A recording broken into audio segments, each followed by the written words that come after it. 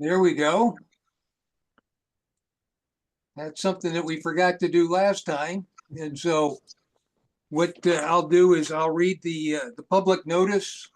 And then after that, we'll ask Christine to give the same little brief that you provided us last time. Sounds good. So the Town of Andover's Planning and Zoning Commission is holding a public hearing to afford public an opportunity to comment, ask questions regarding an application from the Town of Andover for a special permit to undertake a variety of site improvements at Veterans Park, located at the juncture of Riverside Drive and Long Hill Road. More particularly, the improvements include construction of 3 pickleball courts, gazebo, 2 playscapes, and various associated site improvements. The proposed use specifically requires a special permit in accordance with Section 10 of the Andover zoning regulations, which are the town's flood-prone district. So that's what we're here to discuss. And Christine, if you want to brief us on the application, go ahead. Sure. Good afternoon, everyone, or good evening, everyone. My name is Christine Randazzo. I am part of the Andover Veterans Committee. We've been working on the project for a little over a year now. This project was awarded by grant from the Office of Policy and Management through the 2023 Small Town Economic Assistance Program. With this grant, we're so fortunate to have received, we are proposing to install 3 pickleball courts, 2 playscapes, one which would cover ages 2 through 5, and the other one would be 5 through 12. And associated play items such as swing sets, spinners, a pavilion with a concrete floor. We are extending some drainage across the street towards the softball fields and redoing or setting up a parking area, an official parking area for this project. Some of the things that have gone through since our last public hearing, for example, I'd like to talk about the drainage for the project. The site currently runs alongside Hop River. The water currently drains by overland flow from about the center line of Riverside Drive towards the river. There's very flat conditions in this area. If you can visualize the soccer fields, there's the soccer fields, then there's a berm, and then there's this other low-lying area that used to be the town gravel pit. This is where we are doing a lot of our construction, in this low-lying area that used to be the gravel pit, as well as on the berm. The low-lying area does experience flooding, being adjacent to the Hop River. It does not experience flow, but water can rise during severe events. The berm area does not experience any standing water, fortunately. So with that in mind, in laying out the project, we put the playgrounds on the berm as well as the peripherals for the children's play areas and the pavilion. The pickleball courts will be in the low-lying area. They will experience flooding. The area in the low-lying area is exceptionally flat, so getting it also feeds an existing wetlands, which is directly behind the pickleball court area. We do have some sidewalks that go from the parking area on each side of the pickleball court, so you'll be able to access it from the parking area in 2 different directions. The parking area initially had a complete paved surface. We have since changed that to a gravel surface, except for the 2 handicap parking spots. We did that for a number of reasons. In trying to do paved surface, it required treatment of runoff from the paved area, from the back of the curbing out to the west side of the property. And between the construction costs associated with paving the area, the drainage, the piping, the clearing in the woods, because that area as well is exceptionally flat. So to get the water to grade the right way to the level spreader and the sizing of the level spreader, it created an expense larger than we really wanted. The grant is a $500,000 grant.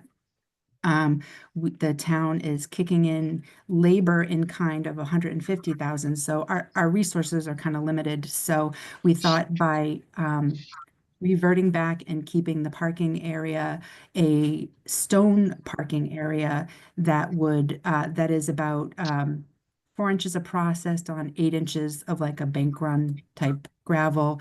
So there's like a 12-inch depth there of a pervious surface that we would maintain existing drainage conditions. So existing drainage conditions means that the water travels from the roadway towards this low-lying area and then eventually makes its way to the wetlands.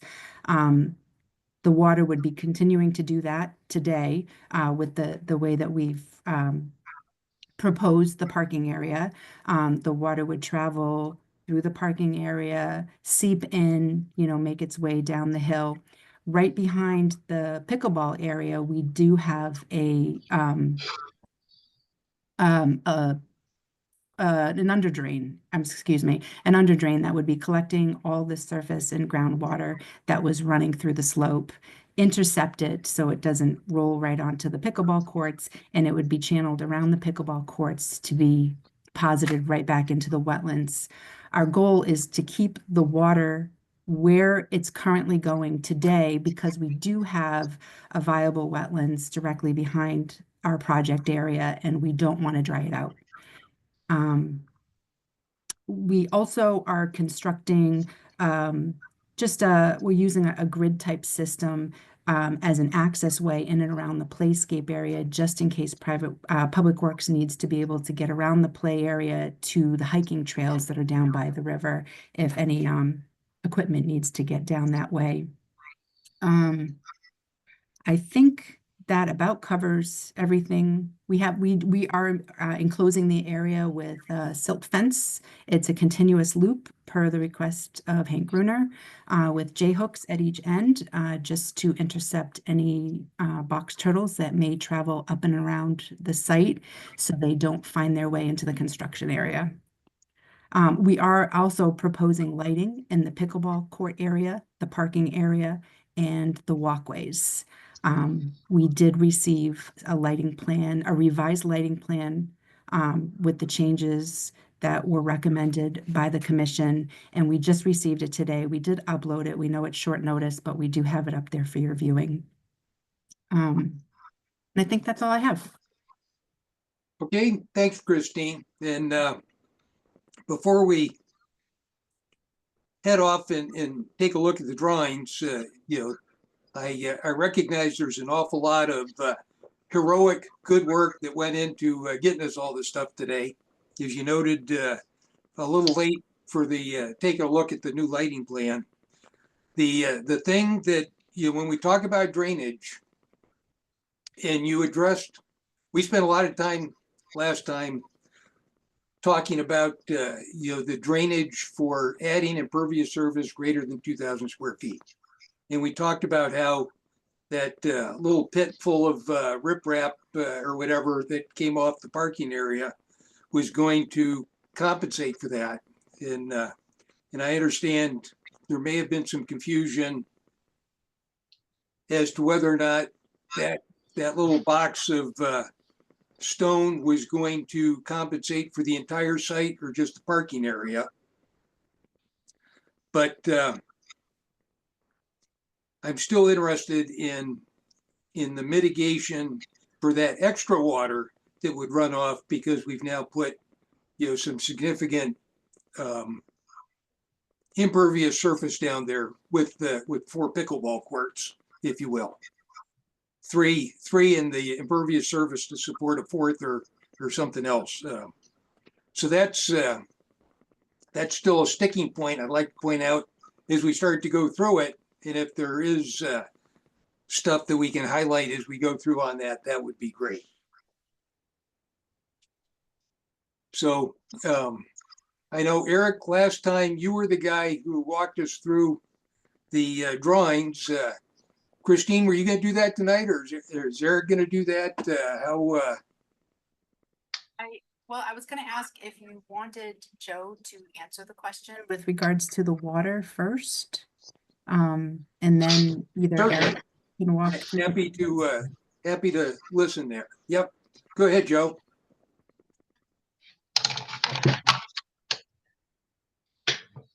Can you hear okay? Yep. And Okay, now, thank Oh, you. Yeah, as Christine said, the decision was to kind of have less impact with the impervious gravel surface on the parking area for folks to the pavement. As far as the pickleball courts down below, we discussed last time in terms of detention of water, peak flows. We're in an area very close to the Hop River that has a very longer peak time for the peak flow, so that the runoff from this particular area, the paved surface, will be out and gone before the peak, so there will be no impact to the increased flow off the site. We're so close to the river itself that it's not something to worry about the peak flows. Water quality, the area is a finished paved surface that is not going to be used for vehicles. There will be no sand, salts, there will be no leaking oil pans and transmission fluids or whatever. It's going to be clean water. It's going to flow across, sheet flow from north to south along the long dimension, discharge linearly along to the vegetated area, which is just down from that, pass through the vegetation that is just prior to the wetlands area. It basically will pass through and remediate to vegetated brush and grass. So that was basically our method of treatment for that. So I guess,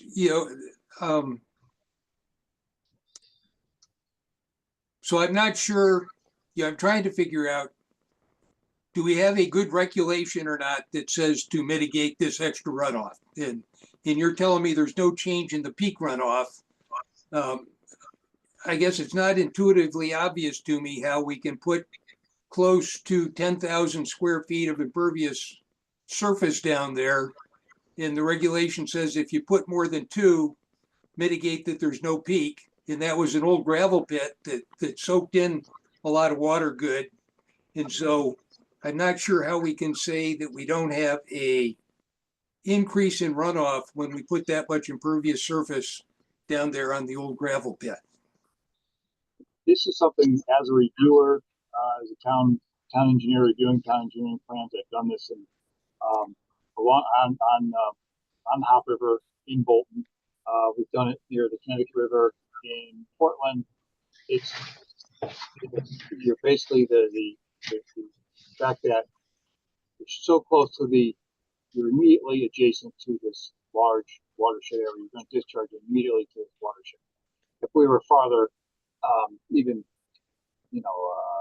quarter of a mile away, now you have impact on neighboring properties. The flood impact would have to be real to the properties downstream. We're immediately discharging from this area. Peak flow, the increased flow that will occur off this site would be down on its way long before peak flood from the uplands comes down along Hop River. So the mitigation for flood mitigation or impact to increase that runoff does not occur. It's something that peaks are far apart.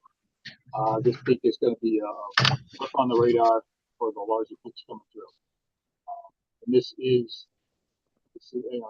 something I have in my office, and also other people in my office have allowed to happen in areas that are very close to a large watershed areas such as large rivers, streams. Now, do these other towns like Bolton have a regulation similar to ours about adding the impervious surface? They do. There is the mitigate peak flow. Okay, And this is, the peak flow essentially is mitigated because of where you are in relation to the watershed. As you know, again, as a town engineer doing this plan for the town, I'm very comfortable in saying that this will not be an increased impact due to having this, because we are so close to the watershed. okay. So I'm going to ask you to take the town engineer hat off. Sure. The planning and zoning um, engineer, consulting engineer hat on. Yes. And so from you're the consultant to the planning and zoning, your recommendation is to do it just the way you've got it laid out here. Yes, yes, and like I said, I've had the same exact situation in the Route 44 in Bolton, the Dollar General dentist office that was built there in the past 5 or 6 years. That was the first question asked. So you have to worry about. They did for all their parking areas. We had them provide water quality, especially the dentist office down back.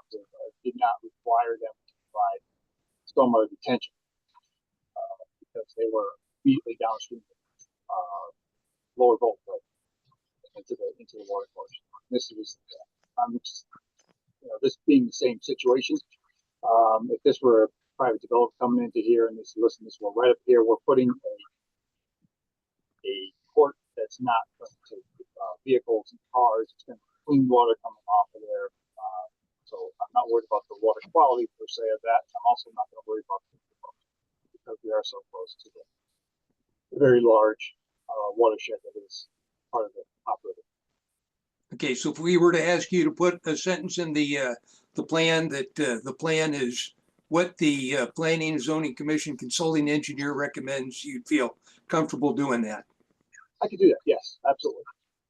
Okay. Yep. That I think that covers it right now for me with respect to that particular issue. Any other commission members have any questions or comments on what we've just been discussing?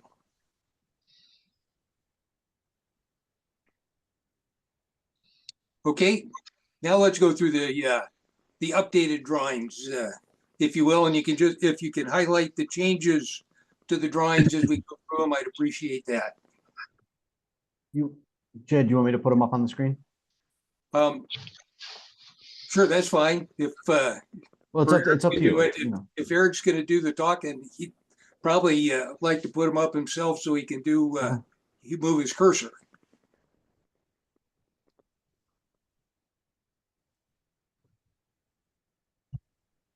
Eric, what's your pleasure?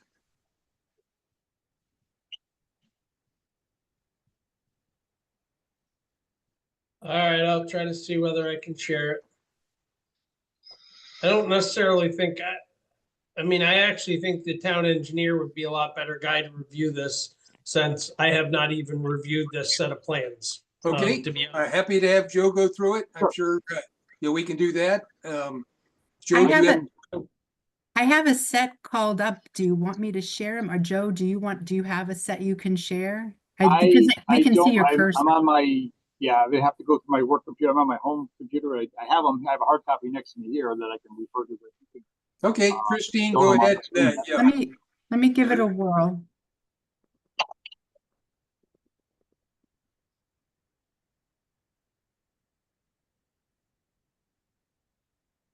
And as you go, I have the list in front of me here. I can walk through the list of how it's just. Can you see on the screen the drawings? I Yes. can't. Yeah. That's better. Keeps getting better. Okay. Okay. Christine, can you maybe you can zoom out like a. Do you want me to one- start on page 1 or do You you want me to start on the on same page 1? We have to sort of recreate what we did last time because we didn't have it recorded and I Sure. was right from the beginning there. How does that look? That looks great.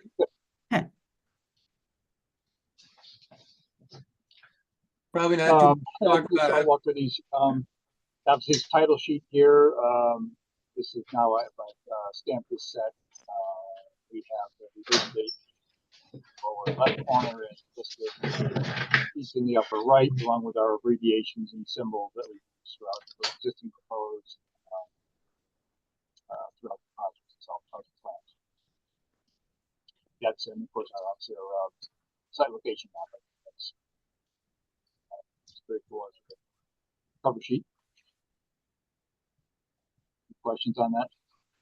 Nope. Okay. Stamped and signed. Next is the existing conditions plan. This essentially is the survey that our LS has compiled. This does not include property lines, which we put on sheets from here on out, simply because he did not locate property lines. So I think this is his official drawing. So this is simply his survey information picked up during this time out.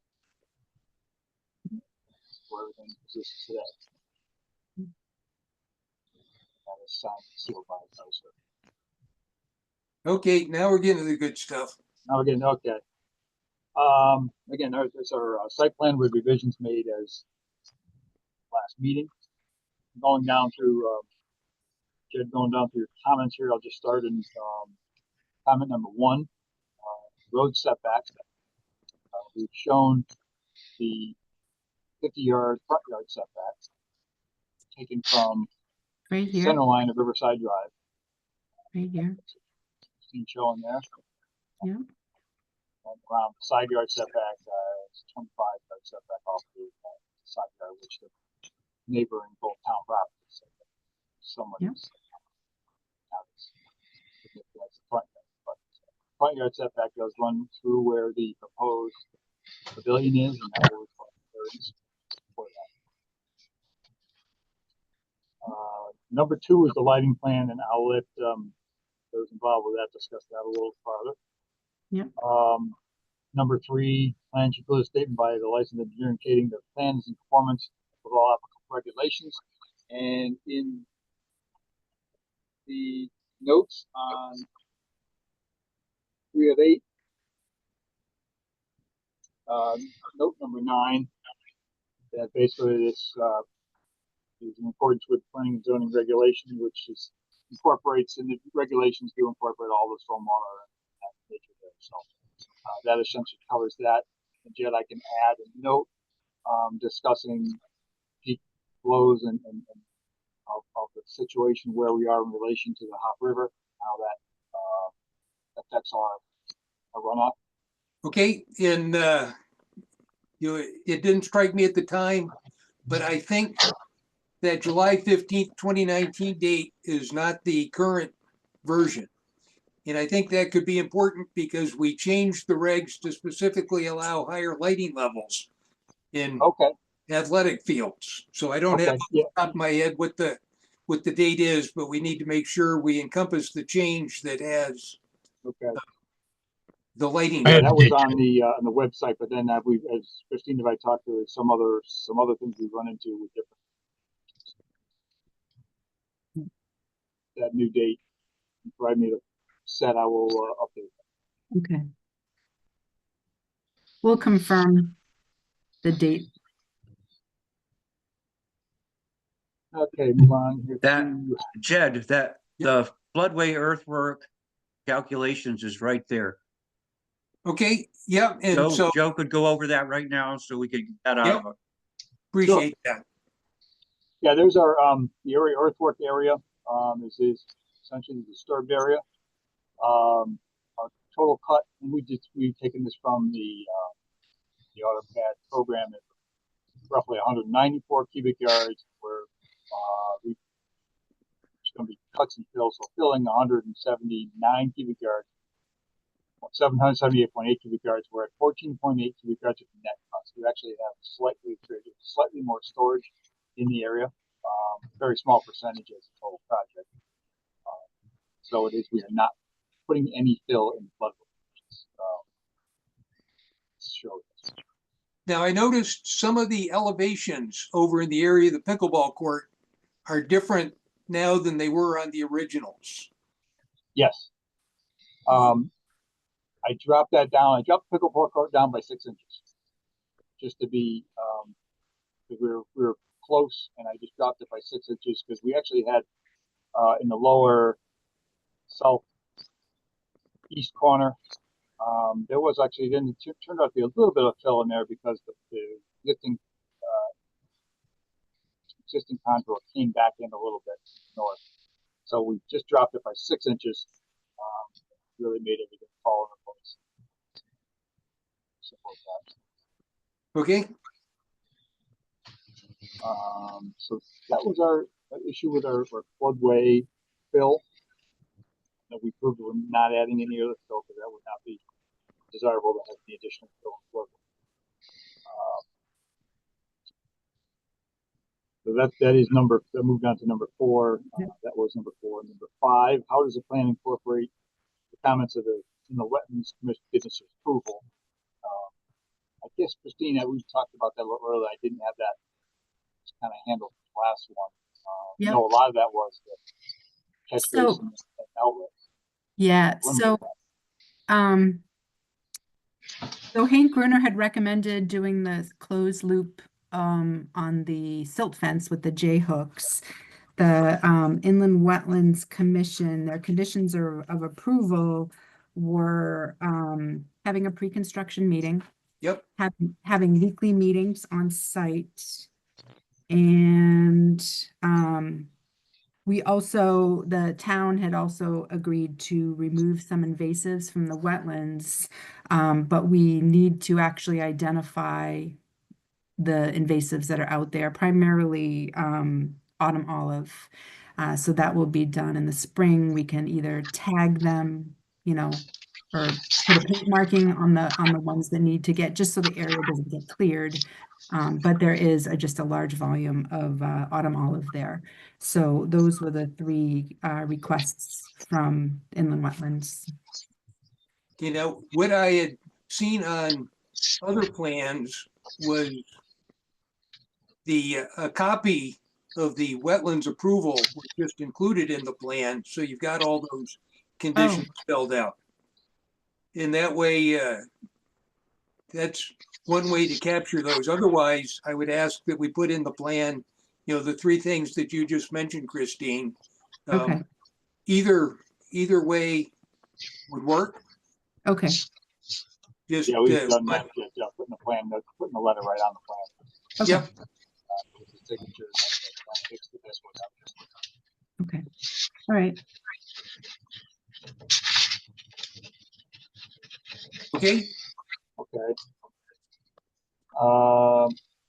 Plan should be signed as number 6. Plan to be signed and stamped by a professional engineer. That has been done, as well as our surveyor signed and stamped sheet 2. With number 7 was the signature and date line, which is in the upper right corner for the species chair. Okay. Now, can I ask to have that little box put on every sheet? Because Jim always makes me sign every sheet. You can do that. You want, right through, cover sheet right on through. Yep. Okay. He gives me no slack whatsoever.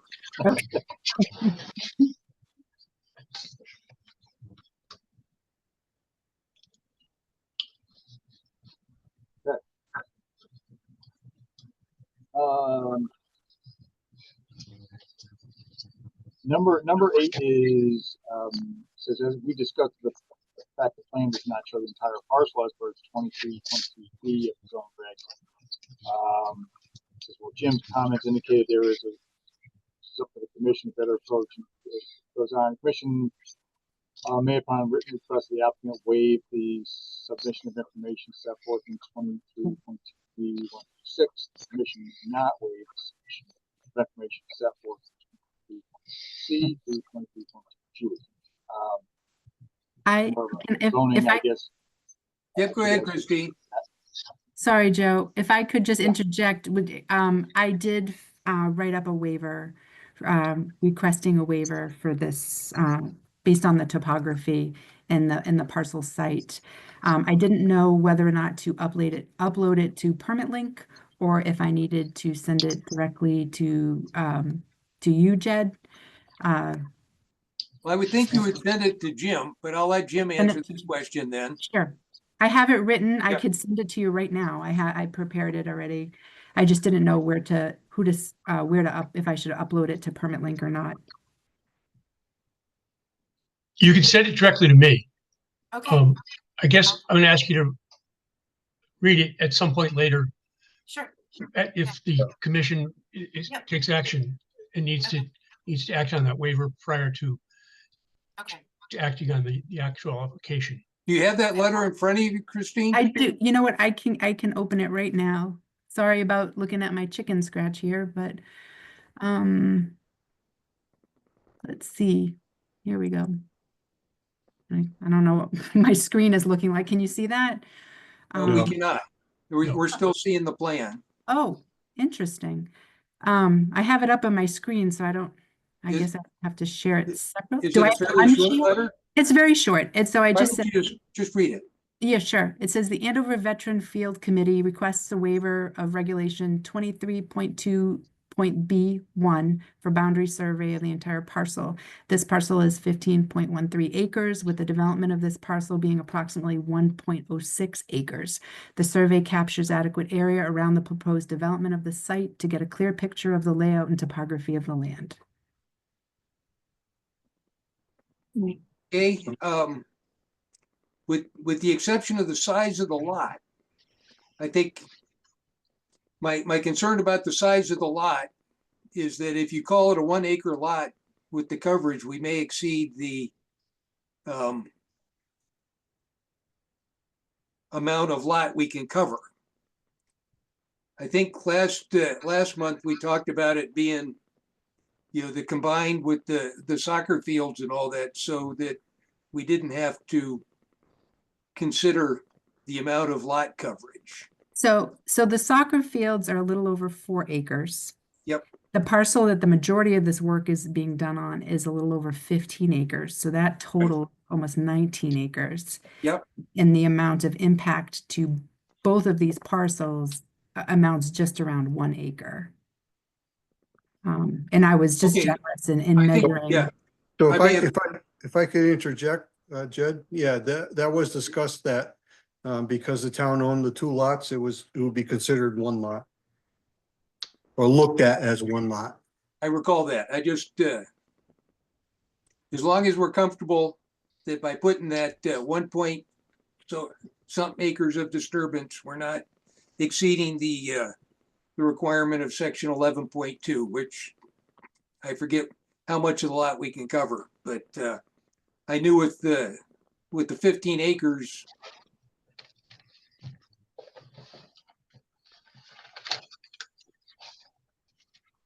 it wasn't a question. And maybe you said that. The number that jumped out of my mind was 1 acre, like this Yeah. was a 1 acre site we were talking about here. No.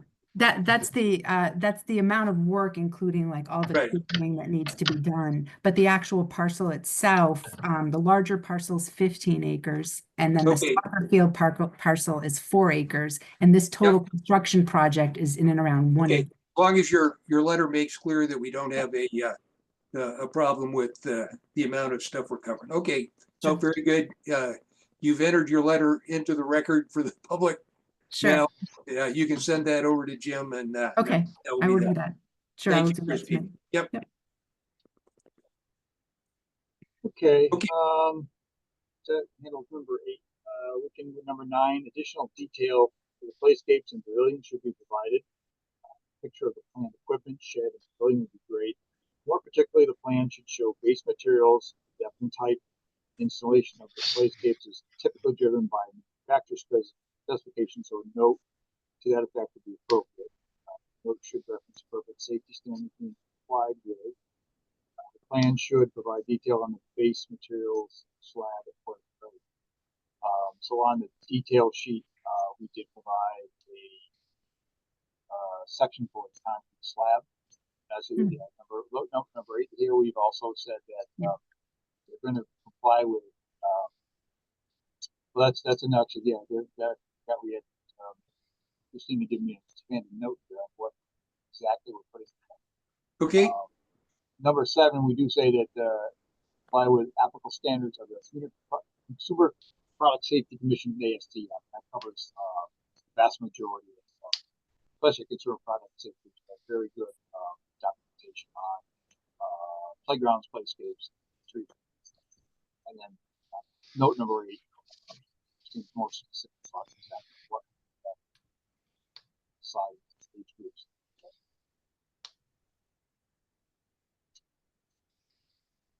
We have detail for the wood chip coverage,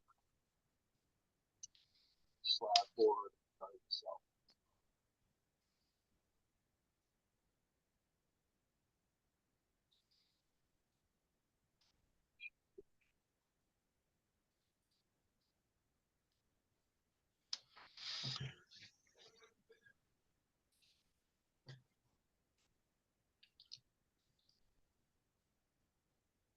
The slab, 5-inch slab on 8 inches of fill and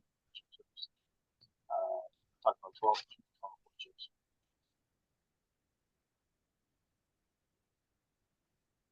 And we've also had this adjacent as the pavilion, also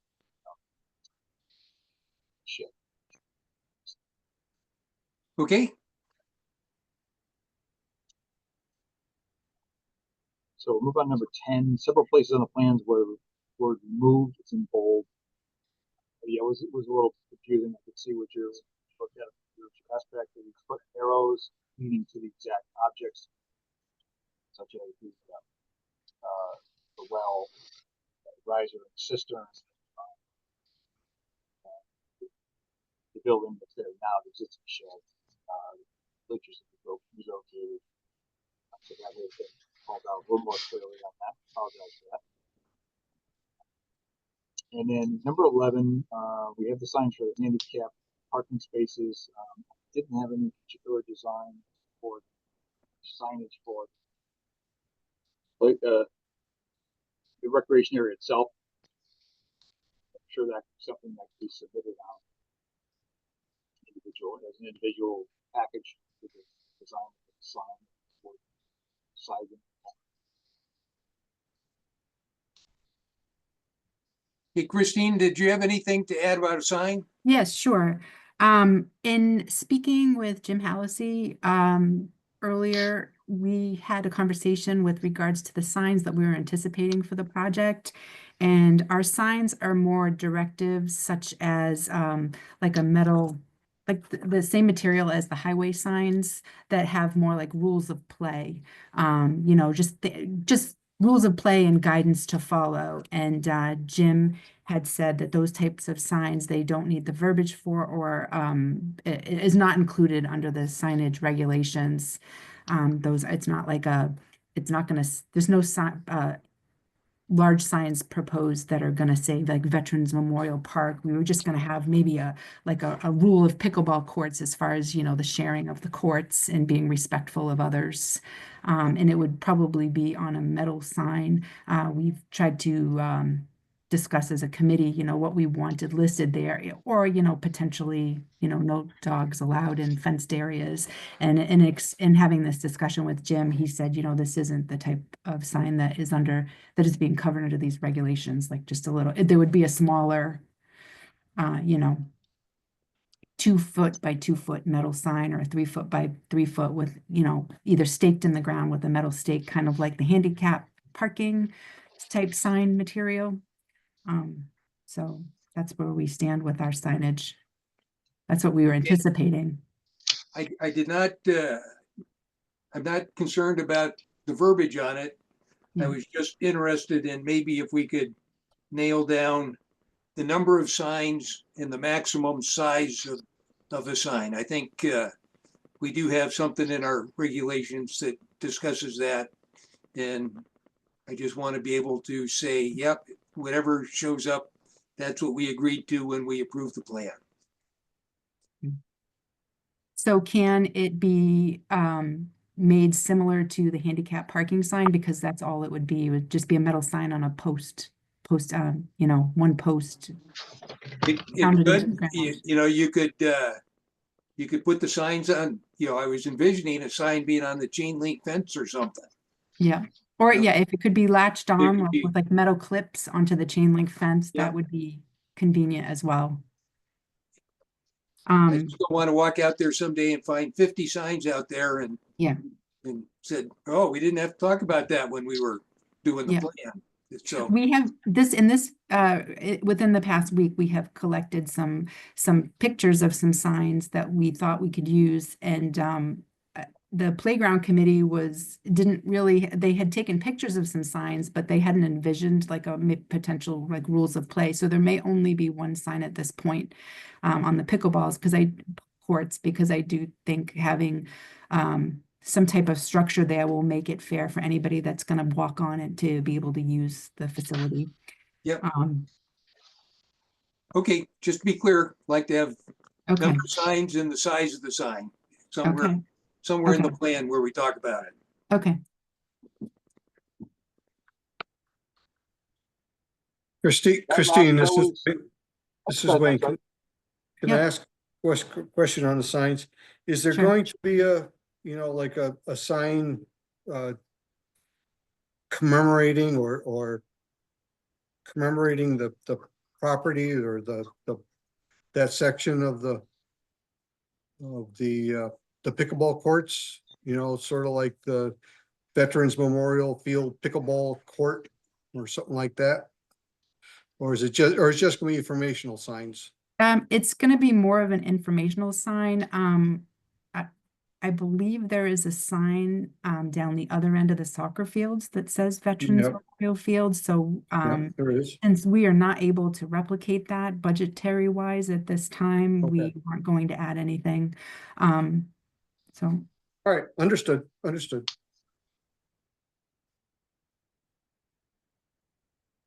Okay, Joe, back to you. That was my number 11. That was the last of the comments, Jed, that was forwarded to me. From there, Okay, let's just run through the rest of the drawings then quickly so we can say that we recreated what we did last time before we turn to Okay. reporting on. Yes, go ahead, Jim. I have a question of Joe, if through you, if that's okay. Go ahead. On Yep. the cut and fill calculation, can you tell me what the earthwork area, how you define that?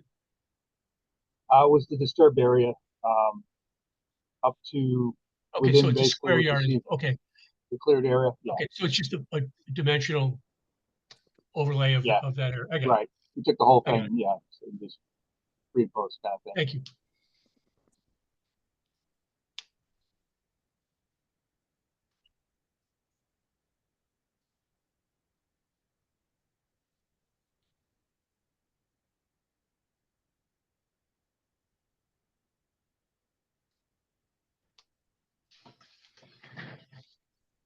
I think there are comments here that covered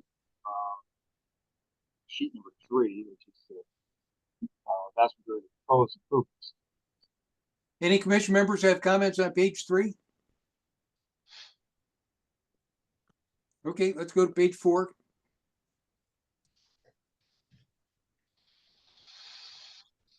Here, page 4 is our typical erosion sediment control notes and details. The left half, opposite first column up front, is our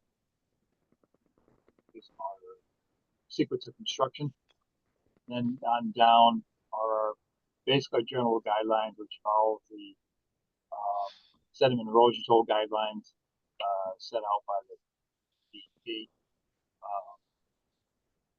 Construction equipment, where you refuel them, we kind of reiterate that in the notes, but as well. But then again, go through our topsoiling, our seed rates. It's all in there. It's very standard kind of rules and regulations. ENS. In a lot of the paragraphs there, you've got a section called maintenance. And who is going to be responsible for that? And That might be an Eric question. I think I know the answer.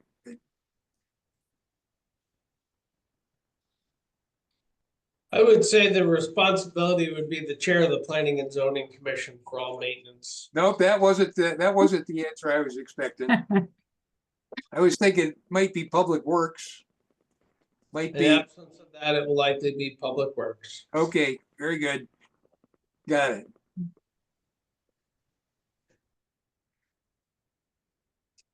Any other questions on this page?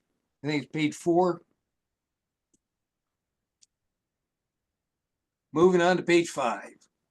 Yep, go ahead, Wayne. Now that we're eliminating the paved parking area, is there going to be a catch basin? No, No, there won't. I do leave that in there though, Wayne, is so that we can, if there are adjacent basins, existing basins, Okay, as kind of a belt suspender, we need to put an insert in the basin so we don't get debris in there. We really don't anticipate that. gotcha. Any questions on page 5? Page 5 is just general court layout with fence. Okay, page 6. Page 6, this is site details, looking at under drains, clean out detail, the grid paving system, what we call paving system, but it's the grid system for the pathway coming down, low impact design, the gravel pave system. It's intended to be gravel and eventually probably just grow into grass, but it provides a strong base for any small pickup trucks need to get down there, or if even a piece of emergency equipment to get down there. Any questions on this page? Okay, let's go to the next one.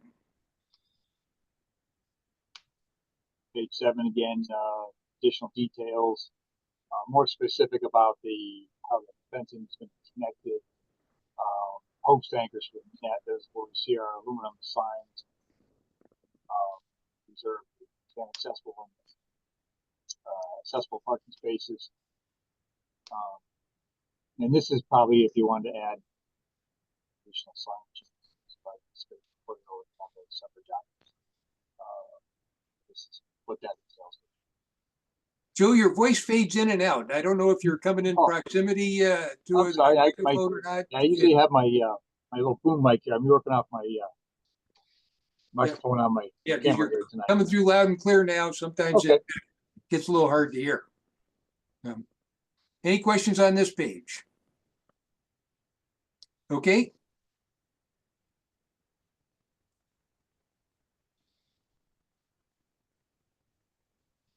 And this is sheet 8. Again, this is the note we did. I know we touched on this before. We got the bicycle rack, which is going to be placed immediately down from the handicap parking place where the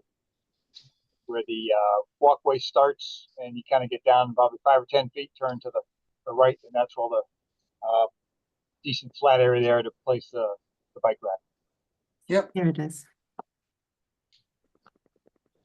sounds good. And then the rest of that is the detail for the pavilion and the proposed shed to drop over top of the electrical panel that's there. And of course, as we talked before, the concrete slab would be under the pavilion and the wood chip surfacing would be under the playscape. And that is a set of drawings, that sheet A of 8. Okay, very good. Any questions at all on the plan with not discussing the lighting aspects at this point? Yeah, so far, we can go over the 3 changes that Joe has to put on the print. Has anybody written them down? I have. The first one's change regulation revision date, wetlands approval on the print, and signs on the plan. Yeah. Got that. The revision date's on the front page of the regulations, which is Right, yeah, February 11th, 2024. Okay. down to 3. And then I also had, we're gonna add a comment on, the method to prevent peak runoff being exceeded. Was that specified by the consulting engineer? Yep. And then we're gonna put PZC chair signature line on every page. Right. Yep, okay. That's what I got. And I think it goes without, we didn't talk about it on page 3, but we still need the variance from the zoning board of appeals to allow the setback difference. Or the setback, Right, for the Variance. pavilion. need a 35-foot setback as opposed to the 50-foot.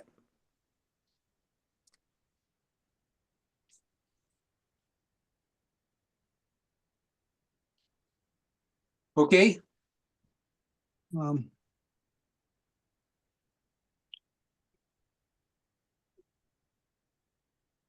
you have something, Wayne?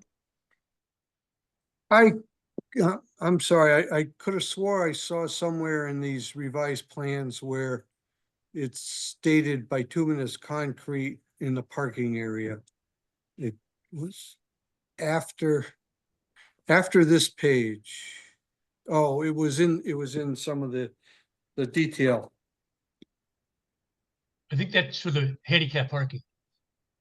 Just for the handicap parking, okay. Yeah, we left that in there, just that's where, because we have to have, for ADA, we have to have a Okay. smooth surface. All right. Okay, is there somebody that would like to run us through the lighting plan?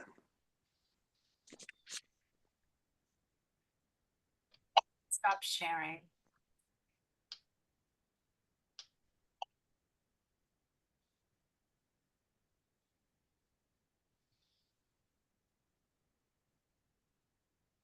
And if the answer is no,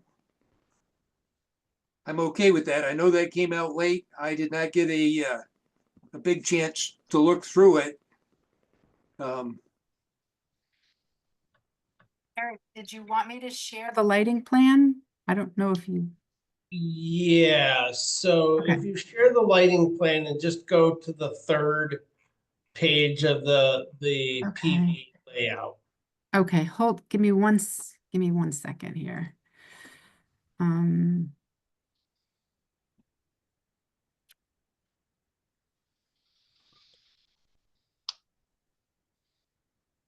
Have that one ready. Hold on, I'll get it in a sec.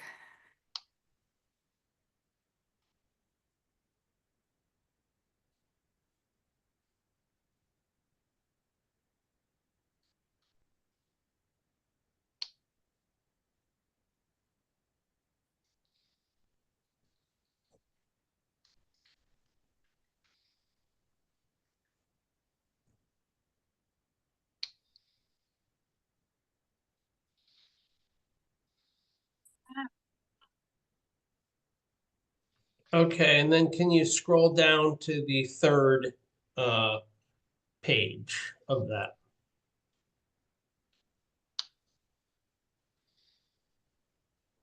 Okay, so this shows the revised photometric diagram. And we can also talk about what the absolute numbers are. So this indicates that there's 1, 2, 3, 4, 5, 6, 7 lights directly on the pickleball courts. Although it's depicted with 4 pickleball courts, there's actually 3, but this was just illustrative of what that last open spot would be on the pickleball courts. So if you look at the details for that, it is basically The area on the pickleball courts is the average is just over 30-foot candles. The maximum is 37 and the minimum is 26. So the min to max ratio is 144, which is more than appropriate for a high school level playing type designation for a pickleball court. Eric, as I look through, the center line of the courts there, I see these levels of, like 40.7, 41. Am I missing Yep. something there? I see a bunch of 40s. No, that doesn't match up to their verbiage for it. Yep.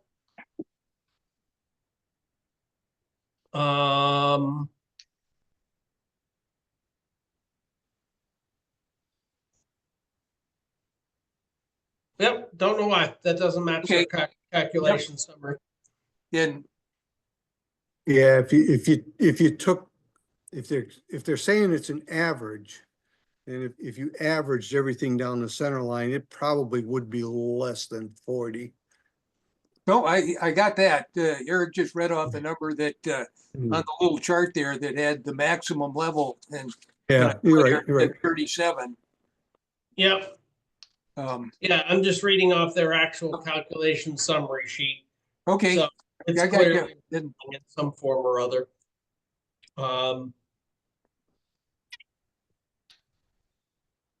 So, but the light levels are reduced pretty significantly. Basically, all they do is that they only apparently have one intensity of LED. So all they're doing is just slapping an artificial diffuser over the LED to block a significant fraction of the light.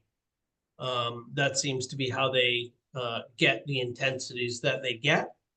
I don't have any fixture details of this. I assume at some point they will give us fixture details, but I don't have them. Aside from that, on the left of your screen, the walkway to the parking area, the lighting was eliminated from there completely. Because, given the cost of this, it's not cost effective to light both sides of the walkway. In the dark, you can use the other walkway. And the fixtures for the parking lots, there was one additional fixture added and the two on the ends were moved up because that gives more even light levels on the walkway. So those are the changes that based on what the lighting designer said he needed to do to get down to a min to max ratio of no greater than 4 in the parking lot and in the walkway, which they believe they've accomplished. So that is, in a nutshell, what the lighting ISO diagram is. and there's no requirement that we light the walkway? Yeah, I know. Why? There's well- not even a requirement that we have a walkway there. Well, that's my If point. you're I'm gonna just make us trying light to, it, we're just gonna remove it, the walkway. what's that? If you're gonna make us light it, we're just gonna remove the walkway. Okay, well, again, I didn't get a chance to review the plan for very long before coming in here. And, I hadn't caught the fact that we took the lighting off the walkway over there. So I guess I can check that at some point here. Eric, just a question, are they using like a bollard style light for that, or are they gonna have a full pole light coming down the walkway? No, they're pole lights. Okay. I guess the other question that I asked, and I was not surprised by the light levels on here. I was surprised by the fact that we chose to use a high school standard instead of a recreation standard. And I thought, I think I discussed with Wayne, we both did independent research before the last meeting. And I would have thought that a recreation field by both standards was at 30-foot candles. And I've seen we have to go up to a high school standard now. And I guess the the thing I was looking at, it only had two categories, professional and recreational, when we went there. But I was expecting the number to be 30, but I didn't expect high school, because it's not a high school field, it's a recreation field. Well, so part of the answer to that is it depends what standard you're using. Because our regulations give us some variability in what standard to use. We chose to use the IES sports lighting standard and IES sport lighting uniformity ratio. That lists 3 alternatives: training/rec, high school, and collegiate. And as we discussed at the last meeting, the last set of lighting guidelines were basically at or just slightly above the collegiate level of play. And we agreed to use the middle standard, which was the high school level of play. And yes, we do exceed that on average by 1 foot candle. But you can't just increment down. I mean, a fixture is a fixture. You don't have an infinite ability to vary the fixture intensity. So the lighting designer figured this was the best they could do. If you're not find that acceptable, then deny it. If I could just add, Jed, part of the grant that was given named pickleball courts as a resource in the grant availability. Yep. And in our research in and around the pickleball corridor, they are anticipating it to become an intercollegiate sport within the next 10 years. It has just blossomed. I think that's why they're offering it as part of the grant. So I think metering it down to something like training and rec would maybe prohibit being able to use it at a high school level if that came to be. We would be behind, almost like the schools not having lit football fields. Like there's I feel like if we set the bar low, then we lose opportunity to be able to utilize our resources in the future. Okay, I understand. I just did not recall from the last month's meeting that there was a discussion on 3 levels of lighting. I thought there was only a discussion on 2, recreational and professional, and that could be my mistake. As I say, we didn't have it recorded, so I wasn't able to review that here. But I understand what you're saying. We don't have a high school. Don't know that we would be playing high school pickleball here, but I do recognize that the sport is blossoming. So noted. Okay. Anything else on the lighting plan, Eric? I do not. Okay, and I did think there was a fairly decent write-up in the plan about controlling the lights. And so I thought that was well written. I guess when we discuss the application, we can discuss whether the number's the right number or not, but certainly we hit a lot of the things that way. Any other commission members have questions on the lighting plan as presented?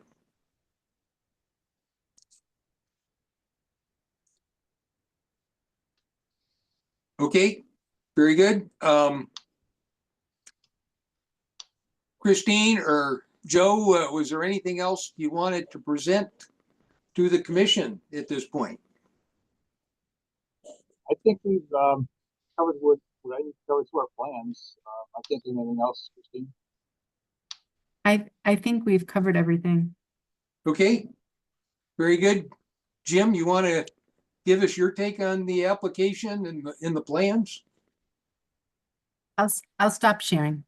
There we go. So the revised plans have addressed my concerns. As far as the signage goes, in my conversation with Christine, I recall that they were working on the particulars, and because it was a committee, they hadn't exactly decided on final signage. So I thought perhaps just a reference to the town's regulations might suffice. I mean, they're not looking to put a large sign in there, and I'd have to identify exactly what sign, what definition they would fall under. So I just kind of put it off at that point in time. That's about all I have as far as, I really didn't have a chance to review the most recent lighting plan. I did read the narrative of it, and I thought that looked good. But as far as the numbers, I didn't really have a chance to go over them. Okay, good enough. Wayne, you have any questions or comments at this point? Oh, I think I'm good. I have not seen the lighting plan at all, so I can't comment on that. And of course, the big nut to crack here is how to handle the pavilion and the setback. Okay, understand, yep. Any of the commission members have any other questions or comments?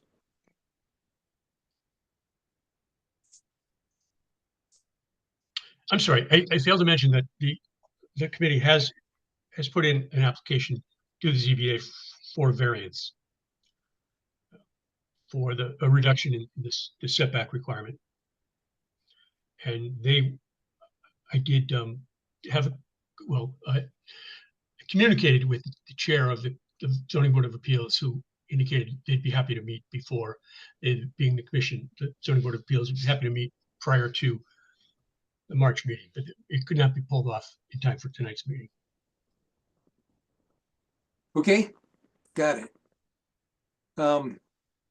Didn't hear any comments from the commission members. John, you have any comments on the application?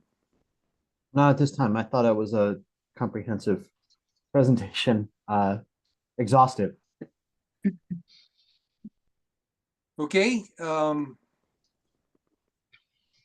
are there any members of the public here that would like to comment again at this point? And we did get the public comments recorded from the last session, so that's part of the public record. I just didn't know. I think most of the attendees are part of the committee that worked to put together the plan. Shannon, Vieta, you got any comments that you want to make at this point? Yep, you absolutely should approve of the project. Thanks for asking. Okay. You're I welcome. I second what Shannon says. We are Okay. eager to get this done for our town. Hopefully we'll get approval from you tonight. Thank you for your time. Randy, do you have any comments or questions?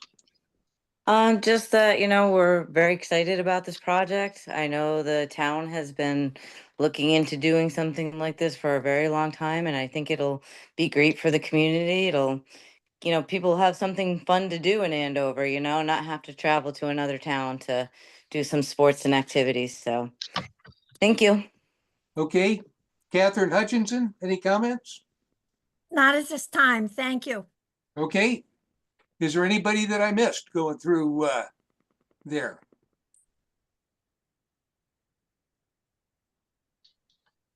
Okay, so I guess that that completes the discussion for tonight. The question becomes, oh, I know what I wanted to do. And John, if you could help me out, and if you would call up the planning and zoning website, and I would like to just note for the record all the things that are currently in our file there. I don't want to read through them all, but I'd like to make sure each of those are included in the record.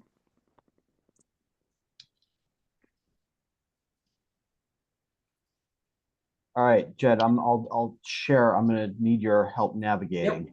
Okay. So if you click on the left-hand side, the application submitted or pending. And then, so there are the documents in our file. And I consider each of those part of the public record that we will look at when we get to the point of deliberating. Okay. Okay. And does any of the commission members have any questions on what is in the record there, or want to have any discussion on that before we move on to the next part? Jed, this is Jim. I just want to add that there are a couple of documents that have been submitted subsequent to, or at the end of the day, that are not on this list, Correct. but I believe are considered as part of the public record. The lighting revision, for instance, and I believe the most current revised Yep. plan. Understand, and we'll get those posted there. We went through the lighting plan in a little detail tonight.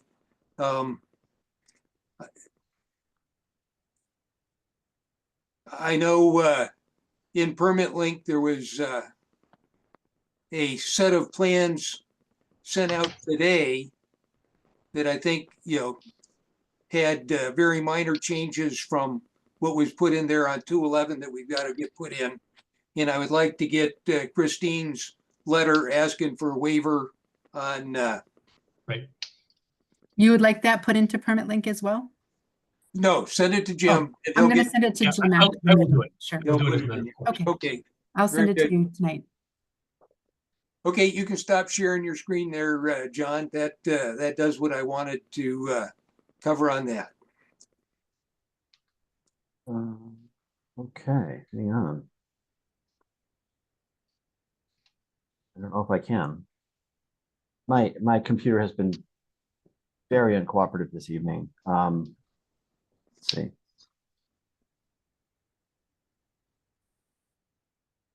Okay, well, while you're working on that, so the next order of business is, do we continue the public hearing to our next meeting, or do we close the public hearing tonight because we've got everything in there that we would like to see?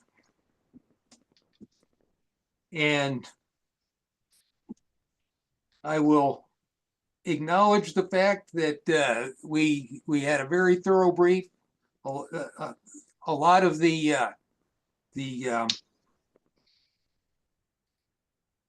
comments were, I think, most of the comments that we had outstanding from last meeting were resolved. The things I'm a little bit uncomfortable with in the lighting plan is lighting plan. We can find out. I have not had a chance to do a thorough review of the lighting plan. There were a couple of things that I would like to take a look at there. And I think as far as precedence goes, I know as we've gone down this path, I would think our precedence has always been that if you want a waiver from the Zoning Board of Appeals, that should be complete before we get, before we close out the public hearing, so that can be in there and not have that listed as a condition of approval. And those were the two things that concerned me about closing out the public hearing tonight. If we were to have a question on the lighting plan, as I learned from the Dollar General, once the public hearing is closed, it's closed, and you're not allowed to ask any more questions. And I know that's not the answer that Christine was hoping for. and I do recognize that there's been an awful lot of very good work put into this. But that's kind of where I'm at. I'm interested in thoughts from other commission members at this point. Well, what about the lighting plan you don't like, Jed? Is there a difference between collegiate and high school? What's the difference in foot candle? The difference, so if we were to choose to use the pickleball guidelines, which is one of the two choices authorized in our regulations, I know it says the average illumination, whether it's foot candles, lumens, I don't remember the unit they used, was 30. And so that would avoid the issue of having, should it be high school or a recreation field, if we just use the other standard, it would get you the number you want. It caught me by surprise, and it probably shouldn't, that we're taking lighting away from a sidewalk. I understand that, an acceptable answer is, well, we just eliminate the sidewalk. Well, I think the sidewalk's kind of nice. The fact is that I haven't been able to spend the time thinking about it, making sure that that I'm comfortable with it. I might be happy with everything there. I just don't know yet. I stumbled across this at 5 o'clock this afternoon, and I know Jim didn't get a chance to. Well, he said he read the verbiage. And then when I looked at the illumination values on the field, and they were higher than the max specified in the chart, it just probably warrants a closer look. And I'm not sure that I need to change anything. I just haven't done my homework to say that I'm good, and that as soon as we say the public hearing's closed, I won't have another question, and then I won't be able to get it answered.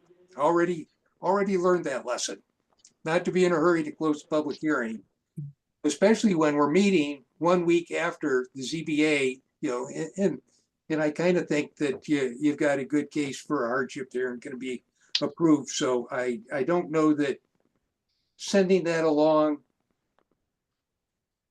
is that big an inconvenience. Right now, the average is 30, isn't it? But foot candles? Yeah, so, and again, I'll have to go back and look at the wording. And that's what the PBA is recommending also.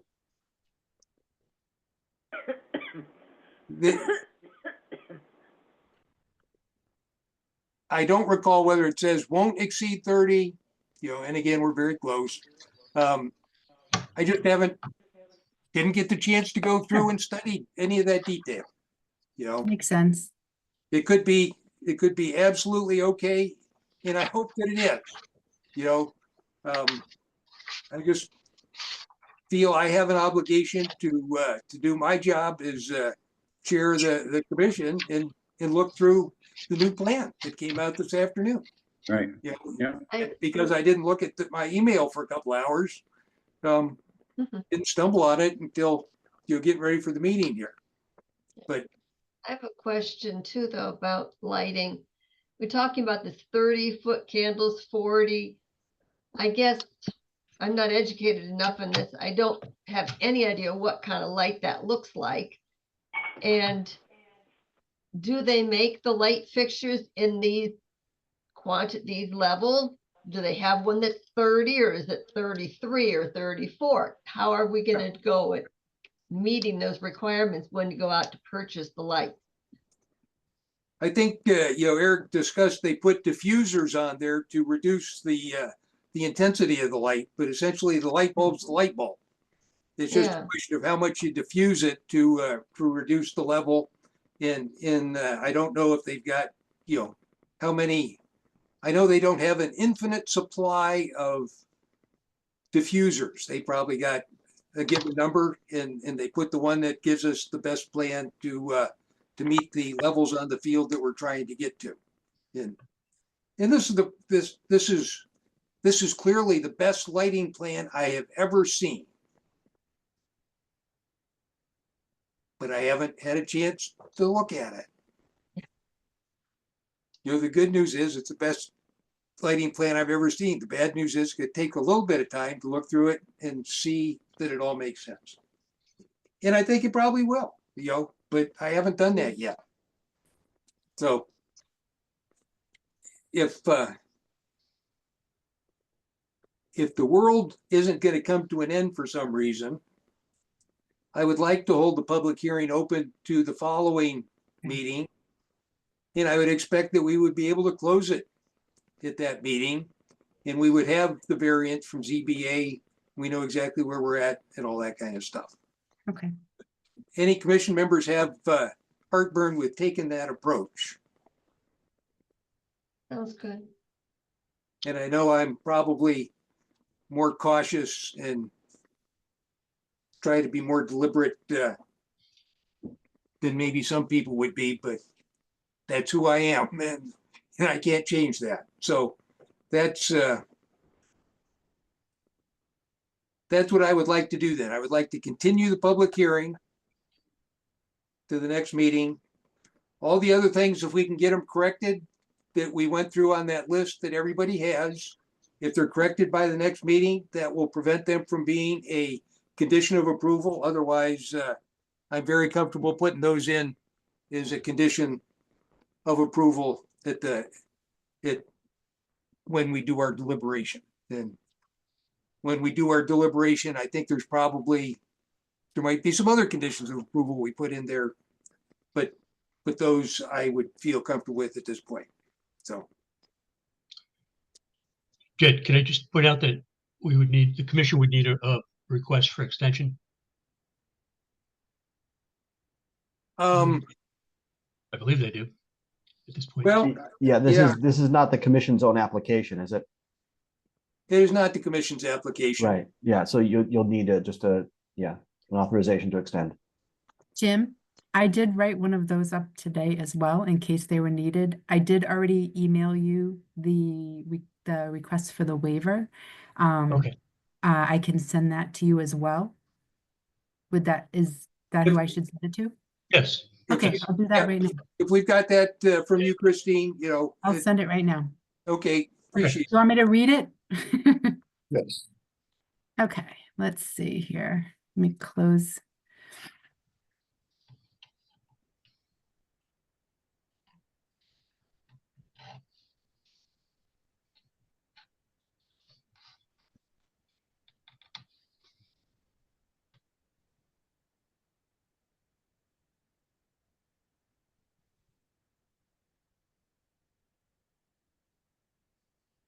Andover Veteran Things Committee requests an extension to the public hearing. And special permit for Andover Recreational Facility Enhancements Phase 2. The lighting plan was submitted today and we are awaiting proceedings for a variance through ZBA for the installation of a pavilion in the setback area. So did you have a number of days in there that? No. Do I need to include how many days? If you could say 35 days. Okay. That would be good. I don't know the Okay. exact number between the 18th today and, Okay. March 18th. So yeah, 30 days does it. If you put 35, then I don't have to worry Okay. about Sure. just day I count just, or whatever. Yep. okay. Appreciate it. Thank you, Christine. Yep. I'll forward that over to you to Jim right now. So I heard a couple of comments that we've been working on trying to get this field improvement thing done for 20 years. I think we're pretty close. One more month out of 20 years isn't going to be the end of the world. So thank you for all the good work. Thank you for coming. And I look forward to wrapping this up at our next meeting. Thank you, Jed. Okay, so the public hearing will be continued at our meeting on March 18th. And the the public hearing for tonight is adjourned. I'm going to take a 3-minute break before we call to order the regular meeting. And I think you all know why I got to do that. Thank you.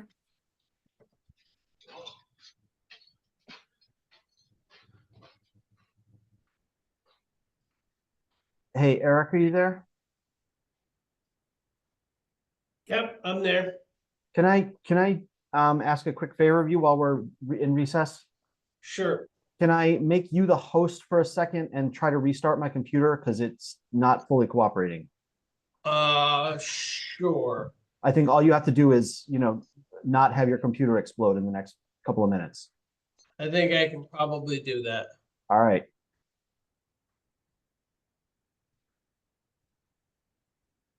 I am the host. Good All right. luck. I'll be right back.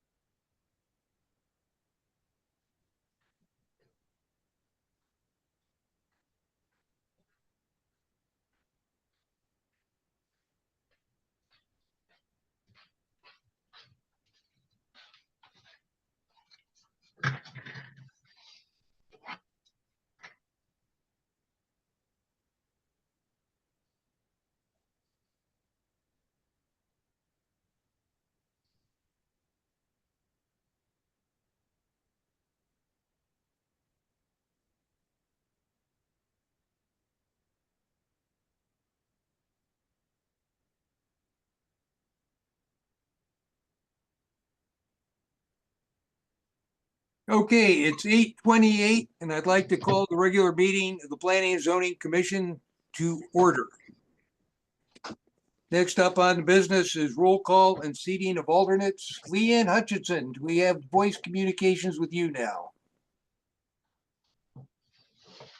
Yes. Okay, thank you. So for roll call and seating of alternates, all commission members are present. I see Anne Marie and Kevin also present. Susan England is not present tonight. So no alternates will be seated. Next up is addition or changes to the agenda. Does anybody have any proposed additions or changes to the agenda? And I'm going to have one. And so I'd like to make a motion to add to the agenda the approval of the meeting minutes from January 21st meeting is item 10. Looking for a second. I'll second that. Thank you, Ann. Any discussion?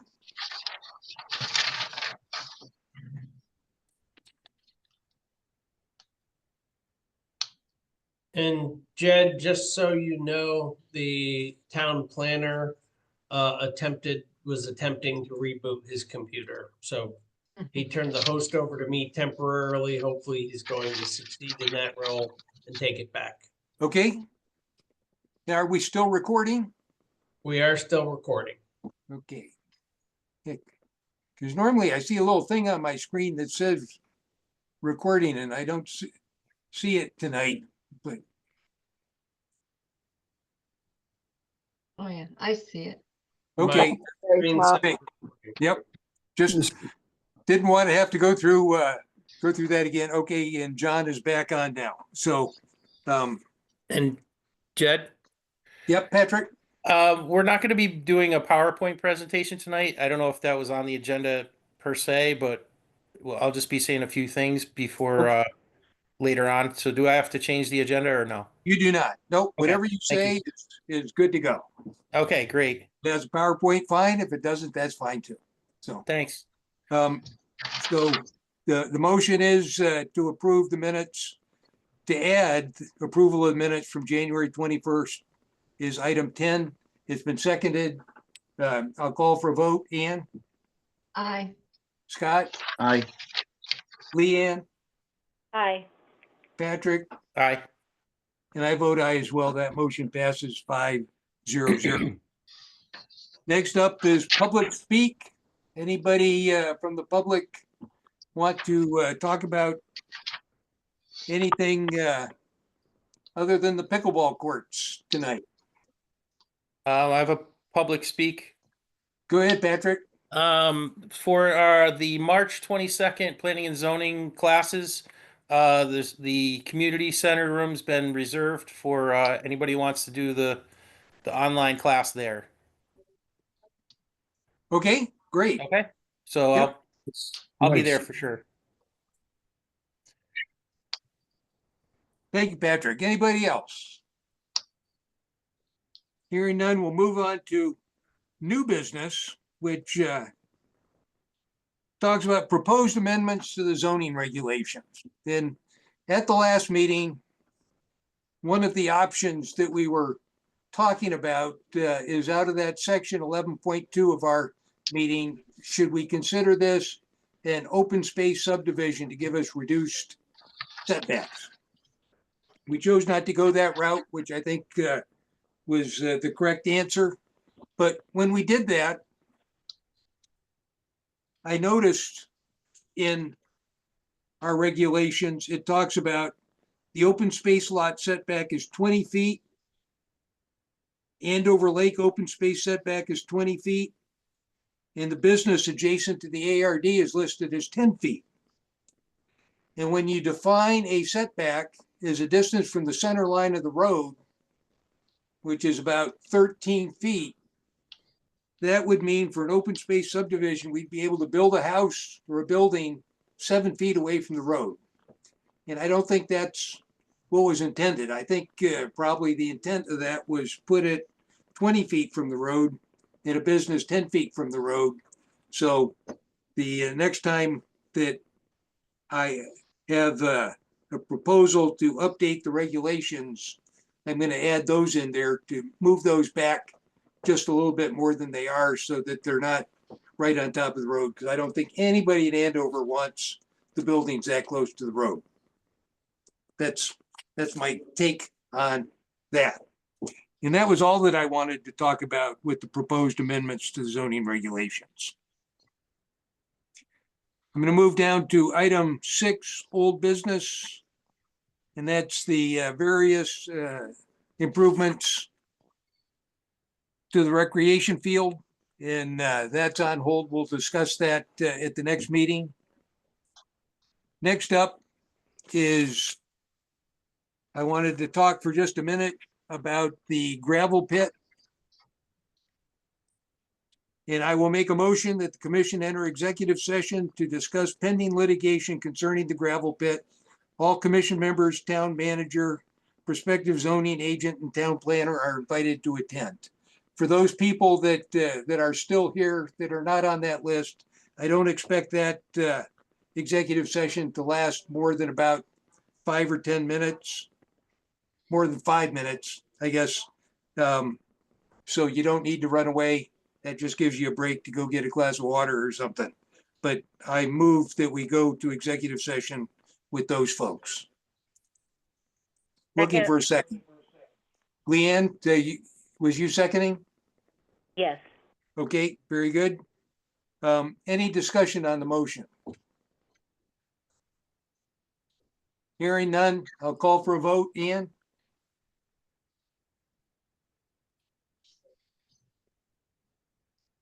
Here. Okay, aye. Okay, yeah. Scott? Aye.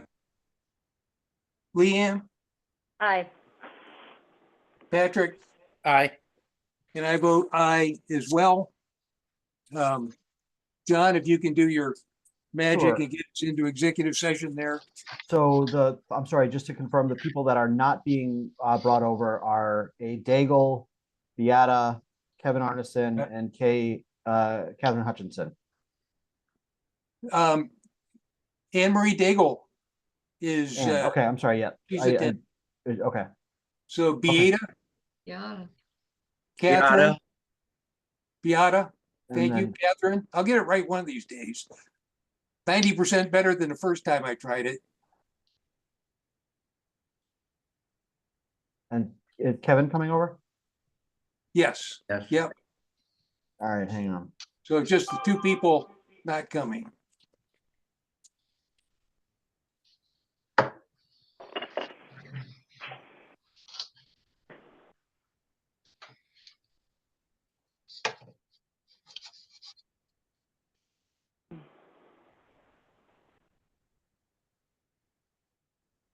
Okay, people are exiting.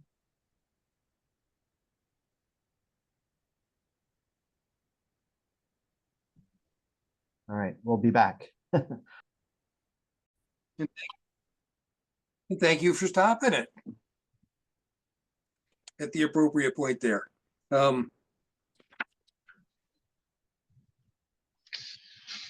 Next item up is Plan of Conservation and Development. Patrick.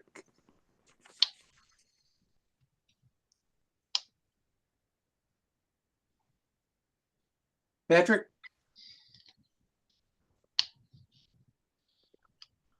Anybody hearing me? Patrick? Oh, he was out of audio. Okay, there we go. Patrick, can you hear us? Yes, now I can hear you. Okay, very good. You're up. Oh, I'm up? Yep. Yes. All right. So, we had a great meeting with John, and I was actually reviewing the 2015 Plan of Conservation, especially the development part.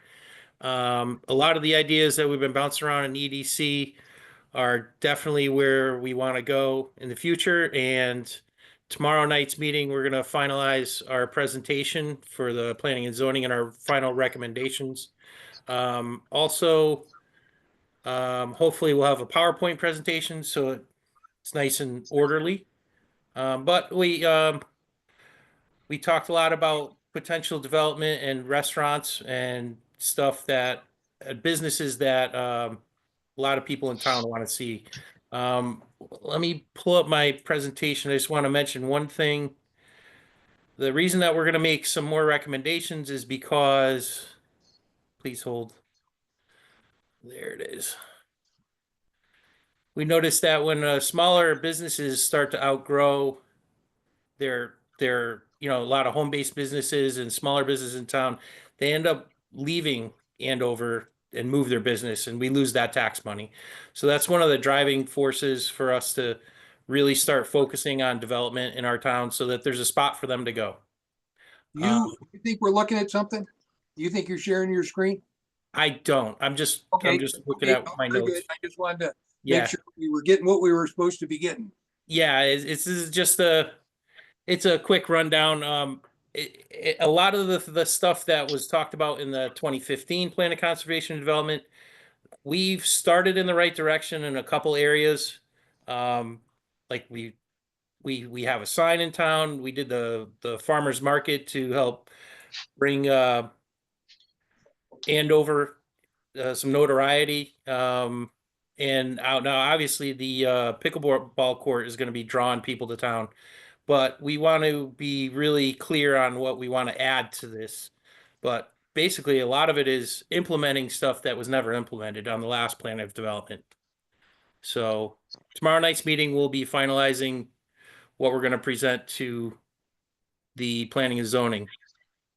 Okay, super. Now, as an aside there, Yep.